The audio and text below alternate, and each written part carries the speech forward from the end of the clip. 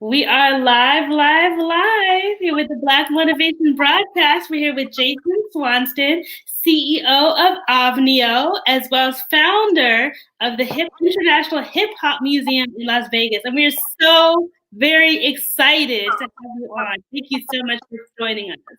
Thank you very much. I truly appreciate that. How are you today? I'm doing awesome. Thank you for asking, for sure. Your hair looks amazing, by the way. Thank you. Thank you. I appreciate that. I appreciate that for sure. You know what I mean? It's all for the cameras, all for you guys and you especially. It's working. I appreciate that. Thank you. So in normal fashion, let's hop straight into this interview, all right? Sure, let's do it. Awesome. So from a young age, you've been destined for success, okay? Encouraged by your parents to be creative and to explore your interests. As you know, we've seen you've explored a little bit of everything. And so now as an adult, you're exploring the limits of what we think about and how we operate in our day-to-day lives. So tell us a little bit about your journey discovering the idea for OVNIO and cable TV social networking. Well, wow, that's a lot. Well, Sure. thank you again. My upbringing was fairly simple, but very stern. I grew up in a household that was pressed upon me from an education standpoint, whereby my mom, my dad, my grandmother figure, even aunts, they all had a laser focus in terms of where they wanted me to go. In reference to the court system, becoming a Supreme Court judge was big Mm, focus in the beginning, and I just basically took a liking to the creative side because my mom was a computer engineer. okay. It was awesome that my family unit basically nurtured the creative side. And when I got my first what was called Commodore 64, which was my Right. first, I just took a liking to basically coding, and I took a liking to just uh, playing video games on floppy disks. Yeah. More. Hey. So the upbringing was fairly laser focused on education and just being the best at whatever it was I was interested in. Never Mhm. uh, never curtailing my creativity. It was always from a standpoint of, you know what, don't let the color of your skin hinder you. Right. The color of your skin is power. It is it's your gold. Walk into any environment, because keep in mind, back in those days they weren't that many STEM programs like we have Right. today. True. So Very true.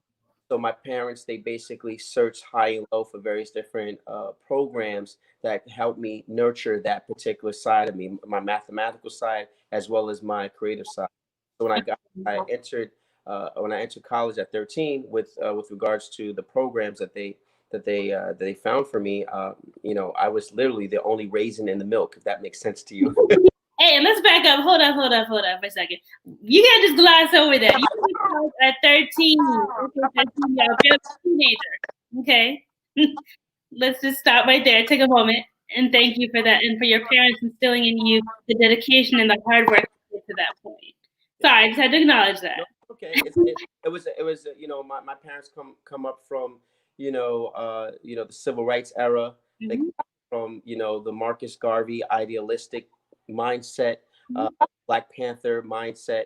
And so with that being said, it was always from a standpoint of you have to know everything about everything, especially about your history and who we are and where we come from, and be Right. proud of the melanin that you carry, and be proud of just the mere fact that you come from a long line of mathematicians. And so I had a real understanding of who I was at the age of 13. Keep in mind, I was going to rather a computer science program at NYU in the daytime, and at night I was going to my mom, my grandmother. They dragged me to Africana studies at City, Yeah. where I saw great giants, historians from people, and I don't know if too many people know these names, but you can Google these great men. They have trained. But Dr. Ben Yakimin, I saw speak rather at the age of 13, speaking about Africa and various different scientists that came from Africa. Dr. Jeff Jeffrey, as well as Professor Scobie, excuse me, and they just basically gave me and as well as the the class books to read from African and Caribbean historians and Hmm. archaeologists. So as I'm going through these various different courses at the tender age of 13 with these adults, I understood that when I went to or when I entered environments where I was the only raisin in the milk, I had this particular air about I belonged, and Right. it was from a standpoint of hey, listen, just because somebody is of a different ethnic group and that image is being pushed that they're the best at technology or that they're the best at mathematics, Right. I'm here to stay as well. So Exactly, exactly. And that's so important to see representation. That's one of my big things, that's one of the reasons why I started Black Truth Media, especially during this time frame everyone's going through things with the pandemic, with the economy. right, We need representation of African Americans representing in all fields, in all arenas, and doing very, very well and being successful. right. For sure. And I want to thank some of our, commenters, some of the people who are joining us today. Alex Elakim Montalvo, blessings to you as well. Cynthia Noble, hello, and welcome to Black Motivation Podcast. Thank you for joining us. For sure. And everyone else, all the other listeners, thank you for joining us. Thank you for being a part of this moment with Jason Swanston in the Black Motivation Podcast. Thank you. Thank you. Definitely. Thank you, guys. Appreciate that. For sure.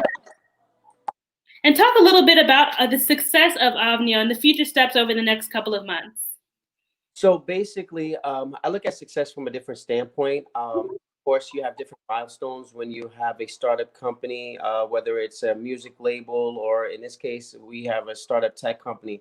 We've been working, my little team, we've been working at this platform for several years now because when we first started to build it out from my brainchild, the industry wasn't ready for streaming television programming on the internet. People were really ready to they weren't ready to have that conversation. People in the entertainment industry, people in the film and television, as well as Hollywood, especially because people just make so much money, in the TV world, advertising. So, in reference to success, uh, I look at success by the amount of milestones we meet, right? So, with regards to building out the entire architecture or the entire platform of OVNIO, we've been pretty successful. There's been some hiccups and obstacles because when you have a new idea, you have to seek the right talent. Right. Yes, I can write the software, I can write the code, which is what I did. But then there's other talent out there that I know I need in order to facilitate the entire platform. Yeah.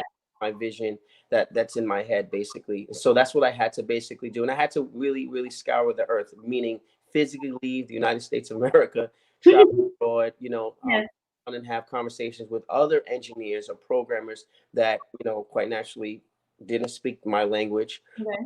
Because keep in mind, speaking English to a programmer that speaks another language, yes, we may speak the same language because we may know how to write the same code.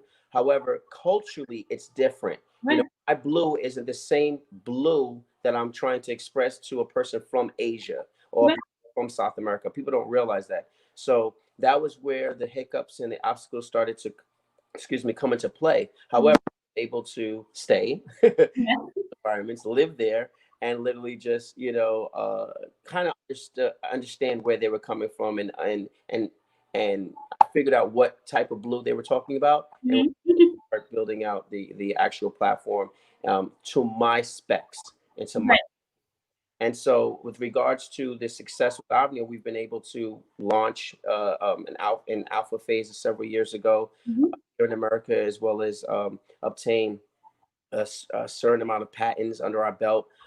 And when I say our, and the reason why I say our is not just mine, because this is not mine. This is for not only my team, but this is for the world. So I come from a standpoint of family and the people that have been with me, not just my programmers, my engineers, my my social media managers, but also my shareholders.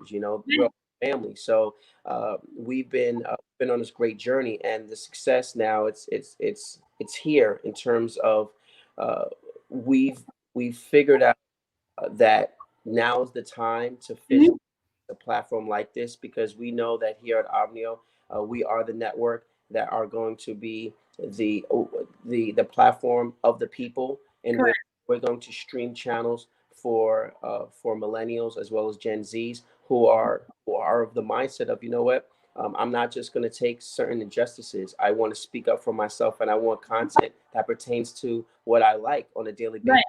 not just what, you know, a generic cable network like Comcast or Spectrum is just 24/7. And Right. you know, due to the fact that Avnio has channels that pertain to different ethnics around the world, we feel strongly from a success standpoint that we have the business model for millennials and content providers in different parts of the world to really make money on their content and monetize, Right. not get raped. Exactly. Hey, we're gonna get into that a little bit later. We're gonna come back to that thought. And so let's talk a little bit about the past as we talked about the future and the present. You also in the past have worked for major record labels and celebrities like Universal, DreamWorks, Sony, Def Jam, Jay-Z, Mary J. Blige, the list goes on and on. We get excited. So tell us what that was like working for them at such a young age and for such an incredible tenure. Tell us what it was like. Just to put it in perspective, just to give Sure. context, the '90s was a very scary time. Hmm. Okay, it's not like now where it's like, you know, people talk mess on the internet and nothing happens. You know, we're talking about Biggie, Tupac. We're talking, Mhm. you know, we're talking about the era of, you know, gangster rap. Right. So, people, you could lose your life, you know, at the light. You know? My specific job description was marketing. It was grassroots marketing. So I basically was in the streets with a team of 50 to maybe 100 people at a time that I Mhm. controlled in terms of physically getting the word out to Mhm. different fans of a particular artist. Jay, Right.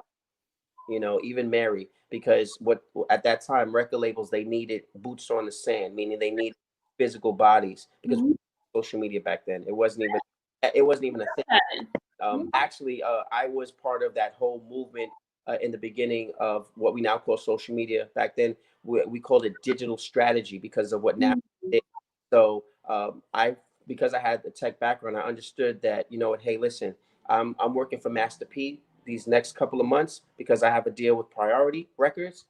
Yes, I can pass out 100,000, let's say, pieces of product and Mhm. cover the tri-state area, New York, New Jersey, right, and Right. Connecticut. However, we understood that at that time that the internet was booming, and Right. the music industry was very scared of what Napster was doing in terms of file sharing. Right. So what I tried to do, and I was successful at it, was I explained to executives, hey, listen, let us, because we are technically our grassroots marketing team for you in house.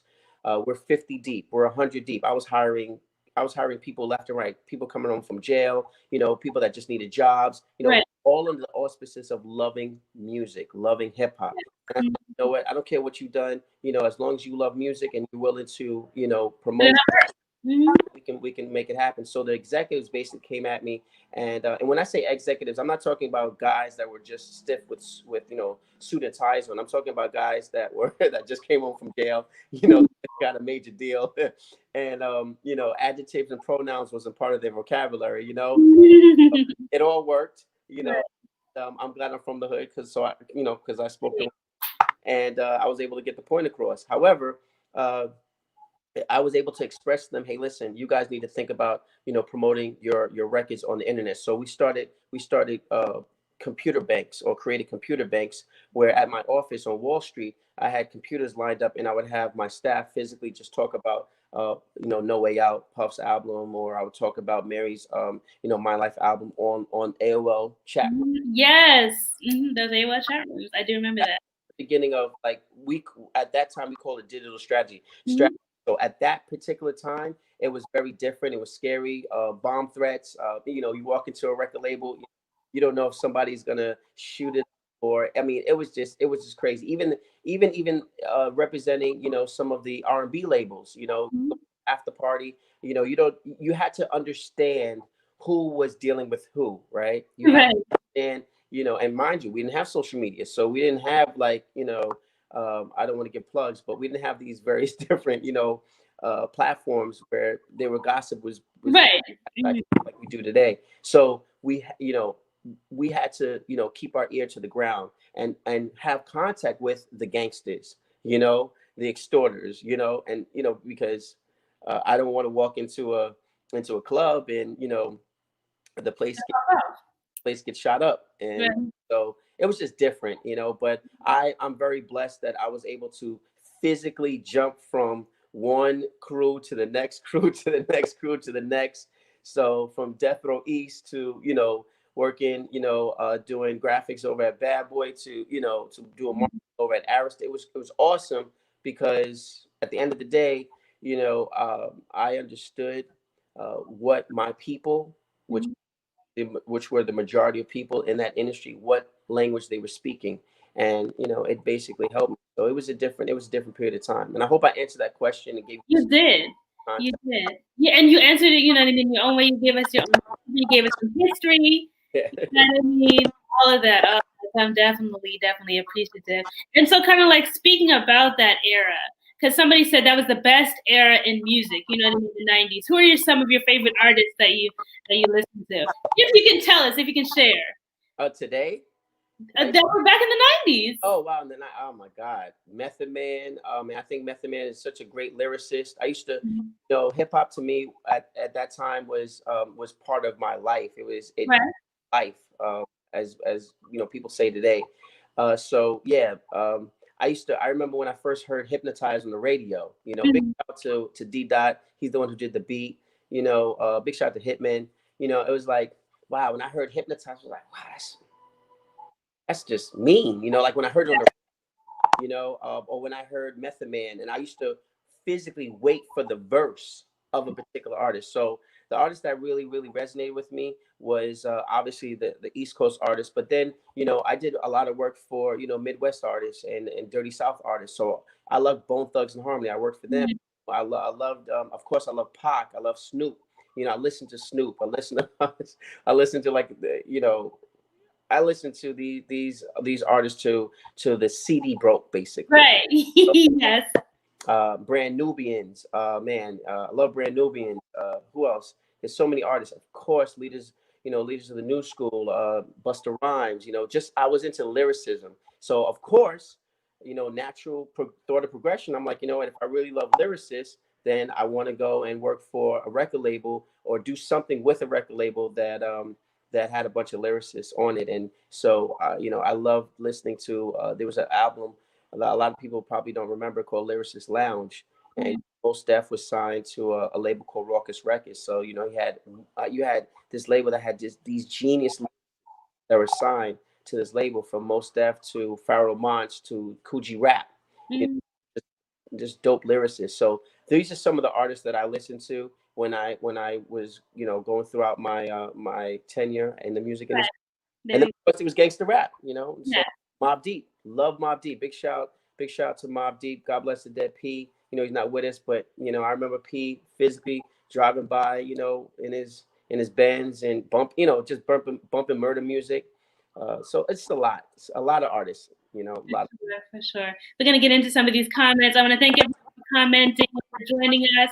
Lance Pope talking about Black excellence. Thank you for joining us. Lance Pope, Vice President ASCAP membership, Vice President 20 plus years. Y'all Yeah. got to interview Lance Pope. That's the big homie. Big Yeah. shout out to Pope. Love Lance Pope. He's the one that gets you the checks over Hey, at. well, we definitely need to bring him on next. We need to set that up for sure. And then Javon Jones, thank you for joining us. Fern Burke, thank you for joining us. She says, hey. Thank you so much for joining us. Artistry by Carolyn and Mike for joining us. Thank you guys so much for being on. Toya Compton, thank you guys for joining us on the Black Motivation broadcast. We've been talking a little bit about hip hop. So you also founded the International Hip Hop Museum. So tell us a little bit about the museum and the reasons behind why you wanted to open it. So Well, obviously, I love hip hop, right? And so I felt that there are other hip hop museums that were springing up, and I loved it, you know. And I'm so appreciative that my brother Lance brought me to the first one of the first fundraisers for the Hip Hop Museum in the Bronx, the Hip Universal Museum, Universal Museum of Hip Hop, excuse me.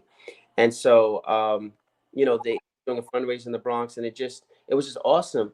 And I was, you know, I saw a lot of old school artists that were there, a lot of veterans in the music, Mhm.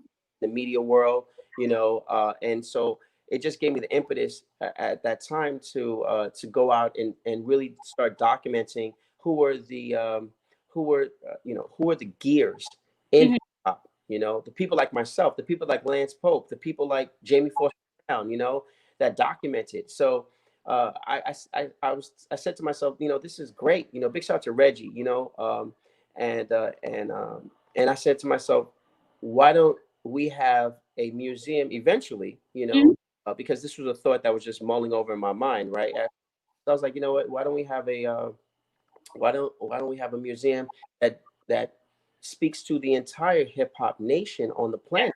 Because when I went to, you know, when I traveled overseas to India, there, you know, there's a hip hop movement, excuse me, called gully rap. People Yeah. don't know Mhm. about. You know, there's a hip hop movement in England called grime. People don't. Mhm. Mhm. So and so I said, you know what? Where's the museum that represents, you know, my culture? Right. Because I'm from uptown, I'm from the Bronx, you know, Harlem. You know, where's the representation, you know, in terms of a brick and mortar that represents particular individuals in those respective areas around the planet? And Mhm. so the, you know, the International Museum of Hip Hop basically surrounds ourselves with the energy of what hip hop has done in these respective areas, in these little corners of the earth: Germany, you know, Ireland, France, Mhm. you know, as well as Africa, Nigeria, Yeah. Ghana, South Africa. There's a Ethiopia has a big rap movement now, you know, and so Mhm. I wanted to basically take the Jay-Z's of those areas, the Cameron Mhm. areas, and show love and give them life. Not only the artists, but pay homage to the people behind the scenes, right? The pioneers of hip hop. Yeah, we know about Russell Simmons. Yeah, we know about Puff. We know about Hove. You know, but there's also people that, you know, that you never heard of, that, you know, like the Wendy Days. You know, Wendy Day. A lot of people know who Wendy Day is. You can Google her. Right? Mhm. But she's the reason why Cash Money got their deal. Shout Right. out to them. Hey. You know, just things like that. So you know, the International Museum of Hip Hop is literally a a place where we can pay homage to the people that really were the gears in hip hop in different corners of the earth. Yes. So talk a little bit about that, because you know you were in the movement, you were in the people. You know, so talk a little bit about some of the hip hop pioneers you came in contact with during that time, and who have, you know, lifted us up to where we are today in hip hop, and where we've come from. Right. So some of the hip hop pioneers that I guess, if you want me to discuss the pioneers that people know of, because the No, both. okay, because So so because we want to hear from you, the people that you consider to be pioneers. oh my God. Yeah, so wow. Um, a- Big shout out to Africa Bambaataa, Mhm. you know, one of the godfathers of hip hop, you know. Big shout out to all of the rap groups that came out in the early 70s and the late 70s. Those are the pioneers that I've had the pleasure of physically interacting with, physically meeting, talking to. They they're the ones, you know, that I've encountered that have physically inspired me. Curtis Blow, you know, physically being in the same room with Curtis Blow, you know, and talking to him, and sharing the same air that these giants in my world, in my opinion, have basically cultivated my mindset to the point where, you know what, you know, it's my duty to keep the legacy going by way of letting their message as well as their story, you know, be heard by people that don't speak English, Right. so to Hey. speak, you know. And then there's the people behind the scenes, again, like the Lance Popes, you know, who a lot of people don't know, you know, was a major gear in the ASCAP that allowed a lot of, when I say us, I'm talking about the rap artists, get paid, as well as the R&B artists, but basically the rap, because rap and R&B commingled back in the 90s, one of the best eras ever. So those are some of the pioneers you don't hear about.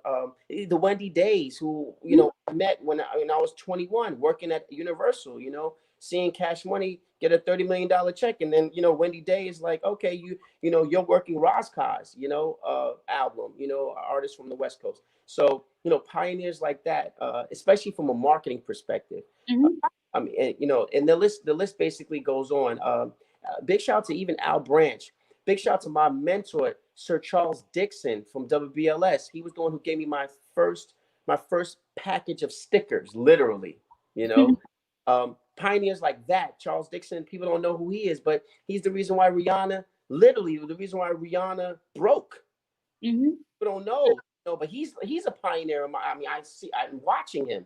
Big. People don't know who Charles Dixon is, but if it wasn't for Charles Dixon, there would literally be no Rihanna. So I hope that he's gonna finish his book, and you'll be hearing about me promoting it, because he's another gear in the wheel that people don't know about with regards to hip hop, and with regards to people getting their just due behind the scenes. When you're a DJ, and you're a DJ that has a connection with a bunch of DJs like Charles Dixon, literally, that speaks volumes to a record label. And people like that, OJ Wedlaw, these are people that were pioneers in my world that gave me the shot, all that I can be. And then, of course, my big OG, he transitioned, Garnett Reed. Garnett Reed, if you don't know him, Google him. A lot of people are on because of Garnett Reed. So these are the types of pioneers that I thank you very much for allowing me to express these pioneers that I would love for people to never forget their names, because if it wasn't for these people, you would not know about hip hop in certain areas around the planet. From African Bambaataa taking hip hop from the Bronx, we all, Kool Herc did his thing. He is a pioneer. Respect due. But there's also people like African Bambaataa that took hip hop to different parts of the world. With the Zulu Nation, and created chapters for people to be a part of something that was grand, and it's our culture. So I'm appreciative of those people, and hip hop literally has steered me. My whole entire life is a hip hop soundtrack. Hey, like Brown Sugar, right? Like Brown Sugar, exactly. Brown Sugar. Mine is Omar Epps. I would. Yes. Mine is Omar Epps. We gotta throw that in there, though. Right. That's funny. Thank you so much for Alex commenting again. He said Sugar Hill Gang, Grandmaster Flash. You know what I mean? Some of the pioneers, some of the people that come before us, and the people who will go before us in the future. Sylvia Robinson. Yeah. Yep. So if anyone has any questions, drop them in the comments as we're going, and I'll try and shout them out to Jason while we're going through this. So I'm gonna hop back to our questions. So what advice would you give yourself if you could go back in time to your teen years at the start of your career? So what advice would you give yourself? Did you start early? Wow. The thing that started my business is at a very early age. I started my own record pool because I was street teaming or marketing for Sure Record Pool out in the Bronx, carrying crates. And I remember I started my little business, my own little record pool, before I turned into a full-blown marketing firm, right, on Wall Street. And the best advice I can give, because I'm going back to that time, is find somebody that's going to put in the 150% you're going to put in. Yeah. Those days I was young, so I felt that I needed a partner that was older than me. I had all the brains in terms of the ideas to keep everything relevant and keep me relevant, keep the checks coming in. But then I would partner up with individuals that were older than me, and this is no diss, but it's just I just had more energy, and and I felt that I needed someone older to basically walk into certain arenas in the music industry.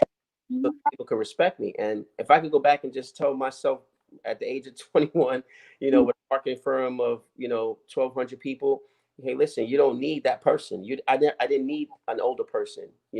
That's not going to give me the same amount of energy and effort to run the business. So that's what I would tell myself if I could get into a time machine and go back. Okay. And what advice would you give to others? Say someone who's trying to get into the hip hop industry now. Let's just start there. What advice would you give them, starting out? What would you tell them to do? First, the first advice I would give someone who's trying to get into the music business or the hip hop industry as a whole is physically study the laws Hmm. of streaming. Okay. Streaming is where we are, right? That's first. Study the laws, and if you don't understand legal jargon, you don't necessarily have to go out and get a lawyer to explain it to you. There are so many videos on platforms like YouTube that will explain what the laws mean and what these streaming sites entail in terms of you uploading your music. Understand the laws first before you jump into anything musically inclined, specifically the business, the exact. So uh, if you understand the law, then you can protect yourself. So my advice to young people who are getting into the hip hop business, yes, do you want to make money? Can you make money? Of course. However, study the law, number one. Then make sure that you have enough money to lose, Hmm. because you're gonna have to market your product, Yes. especially if you're starting out technically you are starting out as an independent. Mm-hmm. So make sure that you save up at least $10,000 to $20,000 to Mm-hmm. have a actual digital or social media plan. Yeah. To take out certain ads on various different platforms. Now we have a big platform called TikTok, and Mm-hmm. so that's the second part. And the third part, in terms of advice for a young person, is be transparent and interact with your fans. Mm-hmm. Okay? And don't be afraid to follow people back, because hey, listen, we're not you know you're not Kanye West, you're not Drake, right? You're not on that level yet. So you have to be humble in terms of understanding that there may be a female or male in Uzbekistan, in Mm-hmm. now in Nigeria and South Africa that likes you. And remember, these are fans. So Right. fans, right? Fans it comes from the word fanatic. So you want fanatics to Yes. follow you, but you have to engage the fanatics. You want listen. What I learned is what I learned from the business was they said to me, we want uh, these music consumers to eat, sleep, and the rest. Hip, Yeah. period, the end. Mm-hmm. And so when we met a fan on the street, or when we talked to a fan online, it was like, okay, did you buy the album yet? Did you go to back in those days we had brick and mortar stores like Mm-hmm. Virgil Yep. store, right? So did you go to the store? Did you, Mary's going to be at the in store, Big is going to, DMX is going to be at the in store. You're going to, so now everything is online. So you have to, if you have 1,000 followers on Instagram and you have 100 followers on TikTok, listen, that is gold in my opinion. If you're not physically talking to these particular artists, excuse me, these particular fans, Mm-hmm. engaging them and asking them pertinent questions. Did you buy my record? Did you go to iTunes and download my album Right. or my record? And if they haven't, you block them. It's just that simple, because you want fans, Right. Real fans. real fans, to buy your stuff, not just the music, but you have to diversify your brand. Mm-hmm. You want fans to buy your merchandise as well. Whatever you're selling, you want them to buy. So those are my 3 points I want to really impress upon people who want to get into the music business, specifically hip hop. It's different now. Don't be so egotistical where you think that because you have 100,000 people that you can't lose them tomorrow. Because Right. if your bank account doesn't match your followers, you're doing something wrong. Exactly. Exactly. I'm gonna get. Derek Perry. I see your question. Get to it in 1 second. I promise. Because actually, your question is already on the list, so you're already ahead of me. Okay, you're already ahead of me. We're gonna get there. I promise you. We're gonna get there. And so, actually, you know what? We're gonna ask that question now. You are important to me, and we're gonna ask that question right now. So, how important is it to give back to your community and the pioneers of hip hop? Oof. It's very important for the pioneers, to give back, especially the pioneers that are making a lot of money.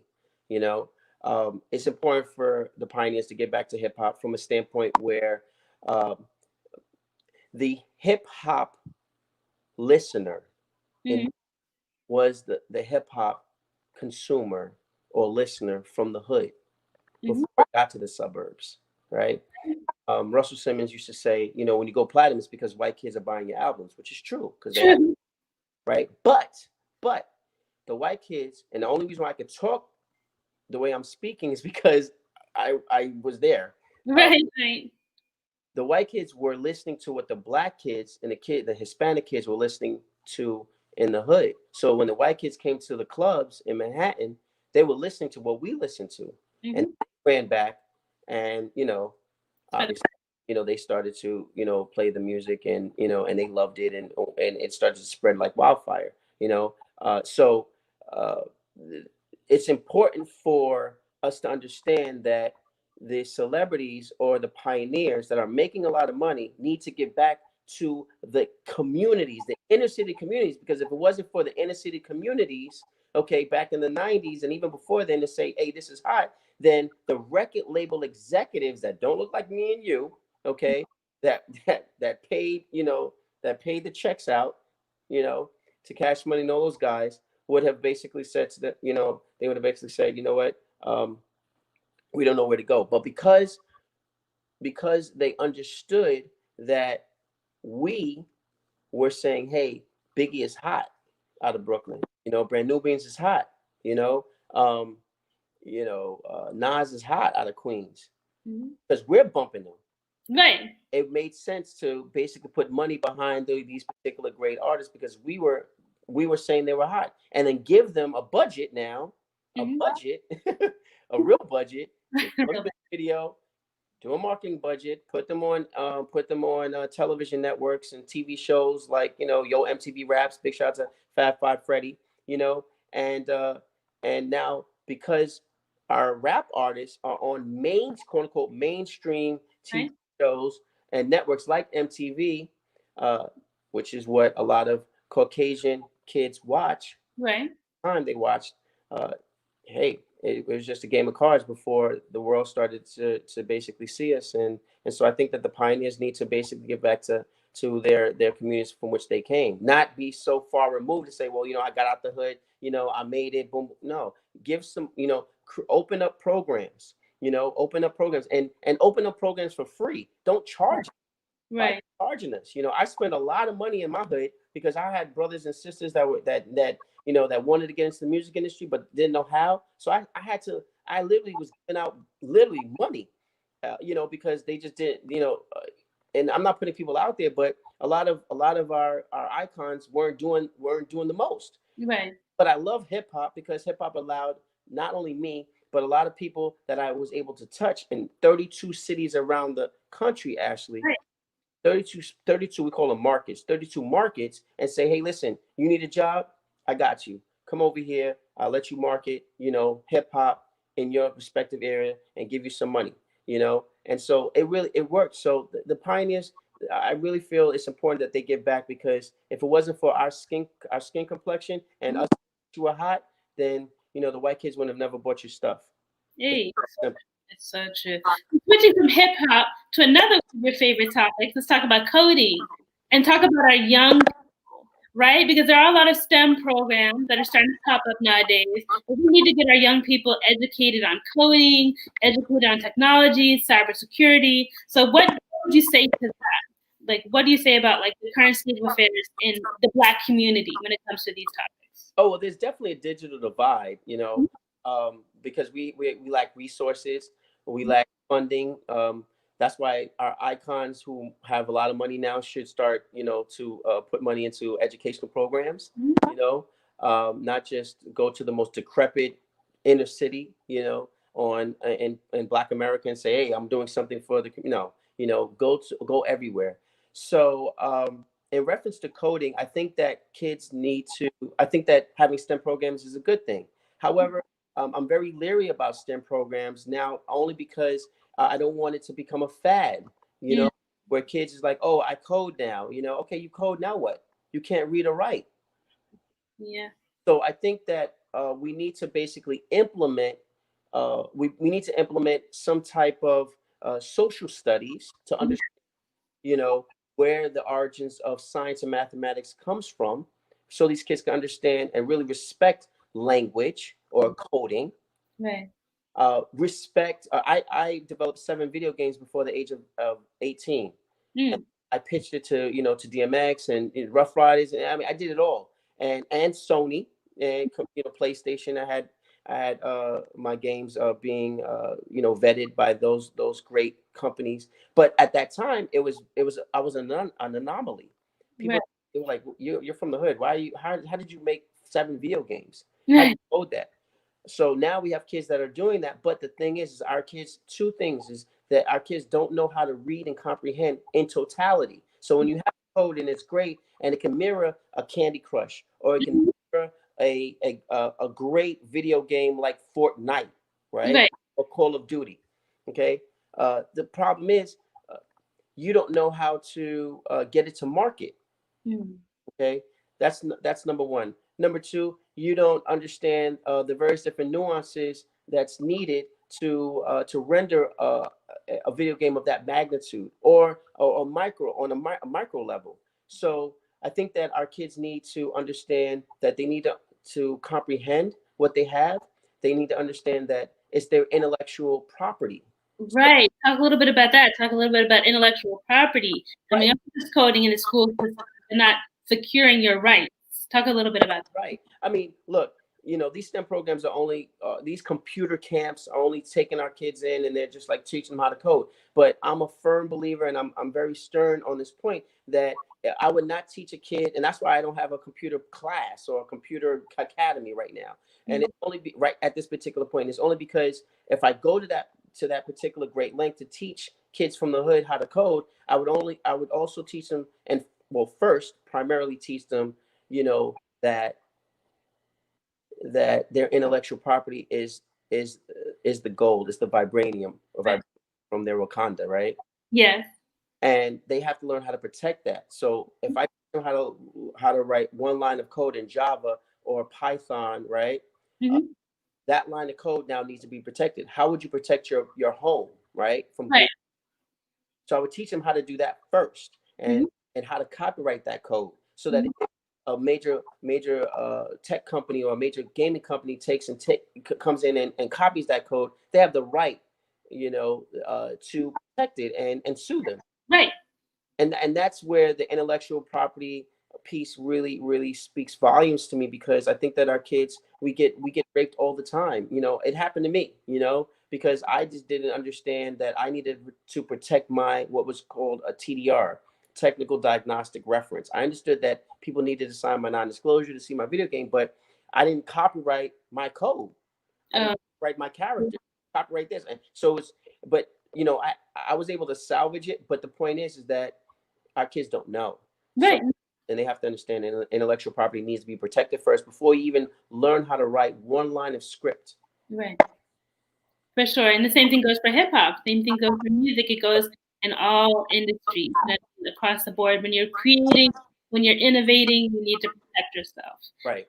And the Derek Tracy to drop some gems, drop the program, www.whitehat.com. It's a coding private instruction for kids 7 to 18. Thank you for dropping that resource for us. I appreciate that. So what would you tell a young child or a young teenager or a young adult who's coming in and asking, like, I really want to get involved in coding, I want to create the next video game, like, what would you tell them? What would be the steps you would tell them to get started? First thing is, I would tell them, what's your reading level. Okay. Hey, start there. First, let's start right there. Our I test them on their reading first and the comprehension, Mhm. because they have to protect their code. Once again, I'm not a firm believer in giving kids, or throwing kids into computer camps and learning how to code or Y Combinators. I'm not, because we get raped. At the end of the day, we just do. And having this, being married to sensationalism of Silicon Valley, and Silicon Valley is the way for us. I'm not married to that whole notion at the end of the day, because we have Silicon Valley in Africa. You Hey. know, here, Mhm. but not to digress. The thing is that what I would tell a teenager is, understand how to comprehend what you're about to get into. Yeah. It is a business. Mhm. Yes, and that before you write the code, make the decision. Do you want your code to be open source, which basically means free for everyone? access, or do you want to keep it proprietary, where you eventually keep it close to your chest and you want to eventually sell it? So once you make those two decisions, once you understand which decision rather you're going to make, then we can move forward. And so I think that it has to be, it has, the kid has to understand that they are about to embark on something that's going to change their life, because we are in the tech space.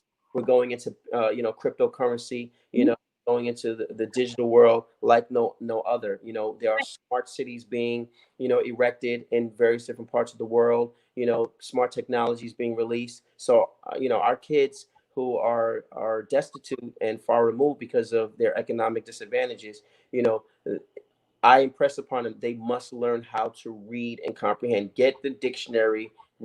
I had to rewrite the dictionary. My dad made me rewrite the dictionary at the age of 19. Wow. At the Yeah. age of 19, and it Yeah. wasn't because I didn't know the words. It was because it was a strategy, and I love him to this day because of it, because it allowed me to memorize words that I didn't think I needed to really memorize. So I'm in a board meeting as I grew, and even in the music industry, as well as when I got into Hollywood and eventually into tech, going to pitch meetings, Right. investment, there were certain words that I remembered because that's the way the brain works, repetition. And when you write something, you remember it. Right. And I think that was genius on my dad's behalf, because I was able to remember some of these words. So when I walked into these arenas, and they said Right. words, I was able to comprehend, understand it, and I was able to protect myself. Yes. So I think kids need to really, really learn words, learn the English language, and then they can start coding. For sure. My grandmother was a really big proponent of that growing up as well. Memorizing words, memorizing the spelling of words. She says writing paragraphs at 4, okay? So obviously it had a big effect on me, for sure. And so Alex Elakim Montava asked the question, understanding that not all kids develop equally, what's a good age to start teaching them coding for you? What do you Oh, as soon as possible. You think? know, teach the kids how to code as soon as possible. But understand something. You have to balance it. So you can give them 20%, 30% in terms of the time frame throughout the day on learning a specific computer language, whether it's Java, PHP, MySQL, whatever, and then take that other 70% of the time out of that, let's say 1 hour, and go down the long line of the various different wording, the verbiage that's used in the tech world, so that they understand, because especially when it doesn't matter if the kid is bilingual, it doesn't matter. The point is this: is that the tech world has different languages and different colloquialisms, just like we do in hip hop. Right. Word that means something different from someone speaking the king's language. And when you get into a specific industry like technology, the words are different, things are different. So I would, like I do with my daughter. She's 5 years old, so I teach her. Not only is she in front of me while I'm writing code, but I'm teaching her various different language, right? Terms Yeah. that pertain to the particular subject matter she's engaging in. Even when my daughter is on the computer and we're doing some graphic designing, I teach her the various different terms, Right. and I make her and I go over these terms over and over and over, because repetition definitely works when you're teaching a kid. So you can start teaching a kid coding at 10 to age of 6. Like my mom, excuse me, sat me on her lap and started with me. For sure. A balance. Awesome. And so I want to hop back to our planned questions, right? We've gotten all over the place this interview. I love it though. So how do you seek to give back to the community, and how important is it for you and for others to reach back? We talked a little bit about the pioneers of hip hop. Let's bring it to you. So thank you. That's a great question. So the recidivism rate, right? A lot of us brothers, are locked up. A lot of us are coming home, both from the African American and Hispanic community. Uh, I'm a firm believer that just because you have a record, that you can be part of society and contribute to society when you come home. A lot of us have family members that are either locked up, just came home, need jobs. So what we want to do at OVNIO is we want to implement programs that targets that particular demographic, the at-risk demographic, and teach them cybersecurity, teach them coding. Because what people don't realize is that once you learn a particular language, if you have 2 or 3 computer languages under your belt, oh my God, forget about it. You can earn $250,000, $300,000 a year. And you don't, and it doesn't. Computer companies, they don't care if you're a felon. Some do, but they really don't care. But if you're proficient at a particular genre like cybersecurity, which is what America needs, we're doing a lot of cybersecurity breaches, right? Uh, Trust me, it's one of those industries that comes home can definitely delve into and make a living for him or herself. So those are one of the programs that we feel very strongly about here at OVNIO to basically implement in terms of giving back to the community, as well as going after the battered the battered woman, the battered mom, the single mom, those particular demographics. We want to implement programs where we can help them, because it's very hard if you're a single mother, with 2 or 3 kids, to get off of public assistance. Right. Because you don't have the resources, because there are no more boys and girls clubs in our communities anymore. Right. Yeah. Centers. They're not even there. I don't even know if there's pools, in the hoods Right. anymore. But Like that's where we're coming from. So those are like 4 to 5 different programs that we feel strongly about in terms of implementing, in terms of getting back to the community, and doing a partnership program with a lot of our veterans, because a lot of our young people need to understand that our veterans, they fought for our freedom, to keep our country safe.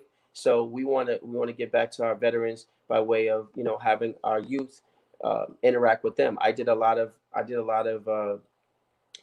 work when I was adolescent. When I entered college at 15, and I used to go to a nursing home, and right. I would just sit down and just listen to the elders talk. And I think that a lot of our youth need to be a part of Yes. some elders, especially elders that have been in combat, because what a lot of people understand is our young men and women in the inner cities go through PTSD, just like a soldier has. So True. there's a relatability, and I think, implementing a program where our youth can interact with the veterans will give them some type of understanding of how to act and understand life as we know it. So awesome. So awesome. So second to last question. Unfortunately, because this interview has just been phenomenal, Thank you. we've come towards the end of this episode of the Black Motivation Broadcast. So what words of motivation would you like to leave us with on this week's episode? Words of motivation is just speak your truth, live your truth, walk to the beat of your own drum. Don't distract yourself with what other people are doing, because they're not in front of you. Right. Visually, yes, but if it's your vision, no one's going to understand what you see, because they're not in front of you, Right. in front of them. So words of motivation is to be kind to yourself, love yourself first, because if you don't love yourself, then you can't help or love anyone else. True. Very true. And don't be ashamed of knowing your stuff. Don't be ashamed of knowing what you know. We have this whole, this new pop culture, ideology where we have to be ashamed of saying that we're the best at what we do. Oh, just sit down, be humble. Be humble, be humble. No, no, no, no, no, no. No, I worked hard and studied hours upon hours coding to know what I know. So I'm not going to be humble to the point where I have to, just be silent. Right. I'm going to live in my truth. This is what I know. Yes. And so from a motivational standpoint, if you know what you know, the world know your stuff. Yeah. Good about yourself, because it makes the world a better place. That's why we within our community have very, very, very little millionaires. We only have, I can count on my hand, 5 billionaires from America who are African American. 5. And that's because there's a, you know, there's issues within our community that we must address. So motivational stand, live in your truth, you know who you are. It's okay to have an ego, but understand to submit to someone who is willingly coming to you for advice. That's the only time in my life where I say to myself, I'll submit to that person in front of me because they're coming to me genuinely wanting to know how to move in this particular direction. You Right.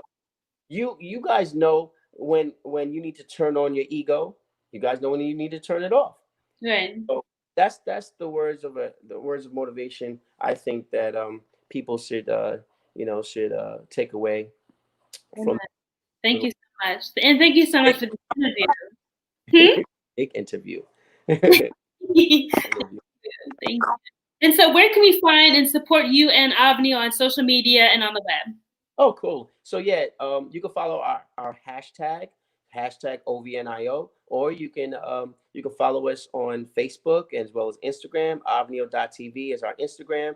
OVNIO.tv. We have a Facebook page, and then we have different fan pages on Facebook that pertain to various different curated channels that we're going to launch, from our sneaker world to our travel channel to our Afro Beach channel. We're coming out with a Mexican mariachi music channel. Hey. Yeah, it's a lot of K-pop channels. Just a lot, and we're also coming out with our own hip hop shopping network. Ooh, awesome, awesome. I'm definitely gonna be on that.